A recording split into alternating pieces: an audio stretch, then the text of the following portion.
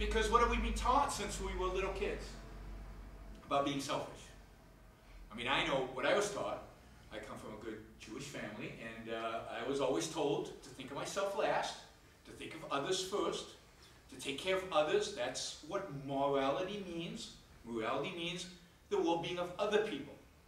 And if you think about yourself, it should be at the last person you think of. And to the extent that you think about yourself, at best that's amoral, and at worst it's immoral. Share, share, share. You know, that's what the kids are taught in the sandbox. No private property in the sandbox, by the way. I always you know, when I talk to parents and they, you know, I tell them the sharing story in the sandbox. All parents tell their kids to share their toys, and I ask them, don't you think your kids get the hypocrisy? If some stranger knocked on your door and asked to use your automobile, your car for the day, to share your car, how many people would let them? One. There's always one. Nobody would. You're not going to let just a stranger drive off in your car. Yet, you're going to ask your kid to share his toys with a stranger every single time. Why? Because we still have an idealized vision of kids. And our ideal is some kind of commune in which we invite everybody to share with all our stuff. And now we as adults, we're too cynical to actually do it, right? Because it doesn't work. So we won't do it with ourselves, but we project idealism onto our kids and ask them to be idealistic communists, even though we won't be that as because that is the ethic that is in our culture. The ethic of our culture is around placing the well-being of others first. Altruism. Altruism doesn't mean being nice, doesn't mean being friendly and polite and being willing to trade. It means being selfless. It means self-sacrifice. Sacrificing oneself for others. It means, the literal translation is otherism. Altruism is otherism. It's an ism around, you know, it's a theory of others, not of yourself. Self is last.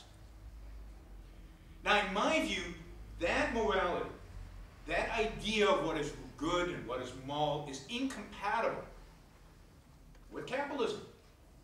Capitalism is about self. Now, does that mean that the traditional idea of selfishness, that, you know, what are we taught that selfishness is? That it's, you know, it's lying, stealing, cheating, doing whatever it takes. Well, I mean, those of us who are, you know, who actually trade out there in the real world know that lying, stealing, cheating just, at the very minimal, just doesn't work. You don't do well in business by lying, stealing, and cheating. And indeed, I would argue that in general in life, the most anti-selfish thing you could do is lie, steal, or cheat. It hurts you more than it hurts anybody else. It's a disaster. I mean, I'm sure you've all told a lie at some point in your life. It's not a good idea. It messes up, you know, your relationships. It messes up your thinking. It messes up your ability to function in the real world. The real world is the truth. You know, I find, you know, as we get older, I find that it's hard enough for me to remember what actually happened. Never mind if I have to remember what actually happened and the lies I told what actually happened. You know, one of the ways you make yourself a more efficient thinker is to just focus on facts, just the truth, and leave all the rest aside. That's what being self-interested and selfish really means. Yet, a culture that is driven by altruism, where altruism is the dominant ethic, I think is always looking for the flaw in capitalism. Because those bankers are clearly selfish. We know that. And we can't deny it. And the bankers try to deny it, but nobody believes them. And yet, in our culture, selfishness equals lying, stealing, cheating. So when they do, when one of them lies, steals, and cheats, what happens? We go, see? Told you so. If one of them does it, they all must be crooks. And let's regulate all of them.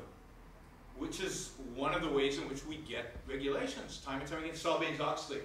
in the United States. There's this massive regulation of all business that was passed in 2002, I think it was. And it came as a result of Enron. You know, there were some bad guys in Enron who committed fraud. But the extrapolation was, see, told you so. If you leave them alone, this is how selfish people behave. Therefore, we need to control everybody. All businessmen, the innocent businessmen, have to suffer for the sins of a few.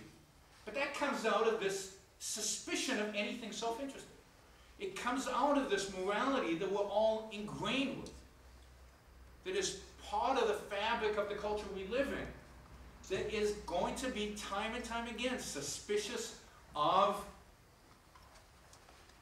capitalism, suspicious of markets, suspicious of self-interested behavior. And therefore, Ayn Rand argued, I would argue, that if we are to defend free markets, if we are to defend capitalism, we need to acknowledge the nature of capitalism and be willing to defend the morality that underlies it. We need to be proud to be defenders of selfishness properly defined. We need to be proud to defend self-interest properly defined. And for that, we need to reject this notion of altruism and what altruism means.